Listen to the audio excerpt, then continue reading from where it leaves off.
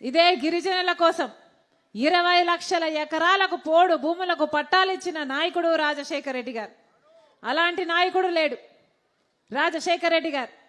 గిరిజన ప్రాంతాలకు మేలు జరగాలని ఆ రోజుల్లోనే 3,000 కోట్ల రూపాయలు గిరిజన ప్రాంతాలకు ప్రత్యేకంగా కేటాయిస్తూ ఆ నిధులు తీసుకొచ్చి ఎన్ని స్కూళ్ళు, రోడ్లు, ఆసుపత్రులు ఇలాంటివి ఎన్నో చేశాడు రాజశేఖర రెడ్డి గారు.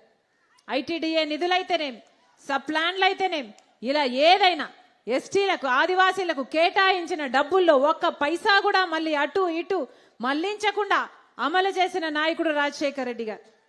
బిడ్డలకు లోన్లు అయితేనేమి, కార్పొరేషన్ల ద్వారా లోన్లు అయితేనేమి, స్వయం ఉపాధి అయితేనేమి, సెల్ఫ్ ట్రైనింగ్లు అయితేనేమి, ఇలాంటి ఎన్ని చేశాడు రాజశేఖర రెడ్డి గారు.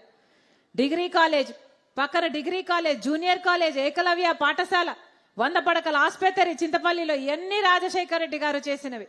మళ్ళీ అలాంటి నాయకుడు వచ్చాడా అన్నా? ఆ రోజుల్లో రాజశేఖర రెడ్డి గారు బాక్సైట్ మైనింగ్ డిమాండ్ ఉంది అంటే చెయ్యాలా వద్దా అని ఒక కమిటీ వేశాడు. ఆ కమిటీలో తేలిన విషయము ఇక్కడ ప్రజలు వద్దంటున్నారు అంటే రాజశేఖర రెడ్డి గారు వీల్లేదు అని కొట్టిపడేసిన నాయకుడు రాజశేఖర రెడ్డి గారు. మళ్ళీ అలాంటి నాయకుడు వచ్చాడా? చంద్రబాబు గారిని చూశారు, మళ్ళీ జగన్మోహన్ రెడ్డి గారిని కూడా చూస్తున్నారు కదా.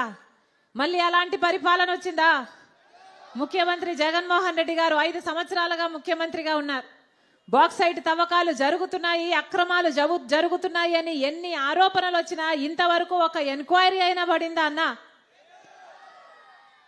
7 హైడ్రో పవర్ ప్రాజెక్టులు అదానీ లాంటి వాళ్లకు కట్టబెట్టేశారు.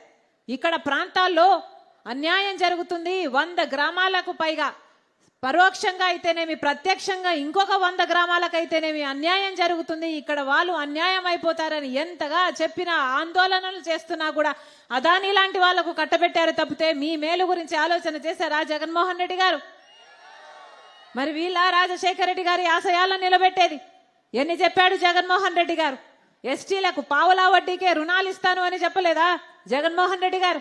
ఇచ్చారా అన్నా? 45 ఏళ్లకే పెన్షన్లు ఇస్తానని చెప్పలేదా ఆదివాసీలకు? ఇచ్చారా అన్నా?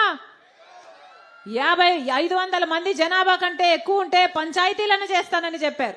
వచ్చాయా? మెడికల్ కాలేజ్ అన్నారు, ఇంజనీరింగ్ కాలేజీలు అన్నారు, ఏం కట్టారు అన్నా? అసలు ఆలోచన చేయండి. ఓట్లేసే సమయం వచ్చింది కాబట్టి అడుగుతున్నాం, ఆలోచన చేయండి.